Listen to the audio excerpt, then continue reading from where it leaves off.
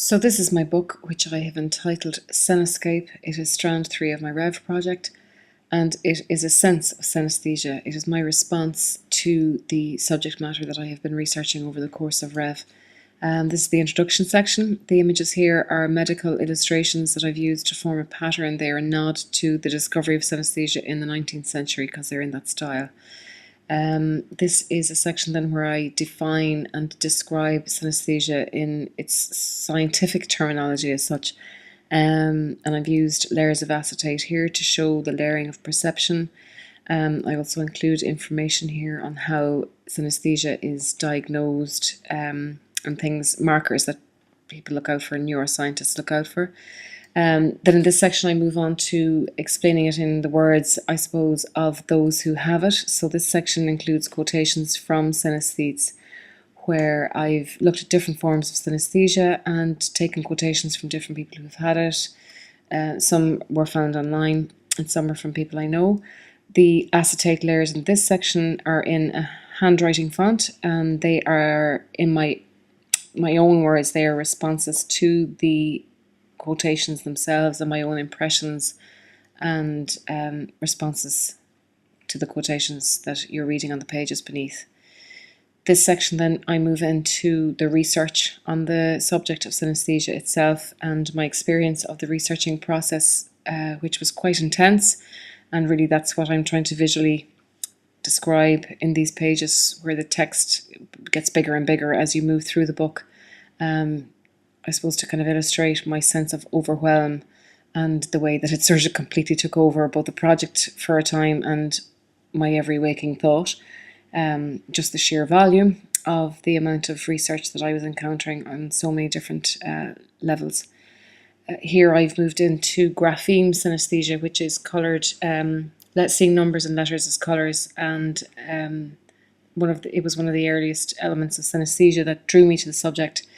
The layers of acetate in this section just illustrate the way that different synesthetes would perceive different colours in different ways, and I find that really fascinating. It's just a very simple, I'm not trying to kind of demonstrate what a synesthete experiences at all here. It's very much my own impression of it, and just having kind of some fun with the layering and the way that the colours interact and so on. Phoneme synesthesia, coloured hearing.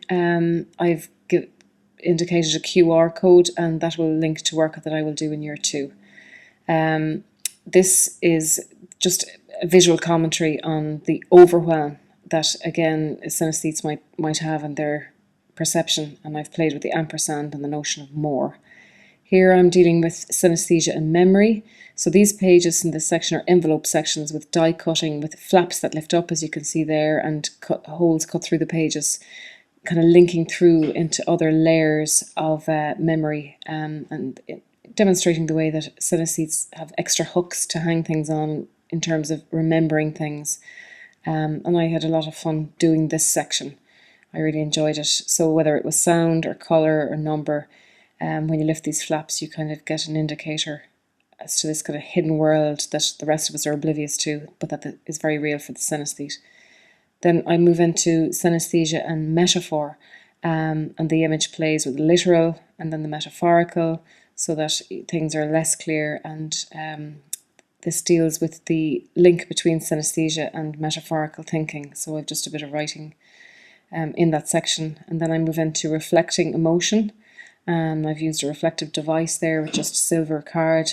And this section again was just about the way synesthetes are so influenced by their perceptions in terms of how it affects on their emotional states, so that if, for example, if something is in the wrong colour as they would perceive it, it can really annoy them or set the balance wrong for them visually, because their world is so colour filled that it can seem skewed if things are presented to them in the wrong way, and it can have a very emotional effect.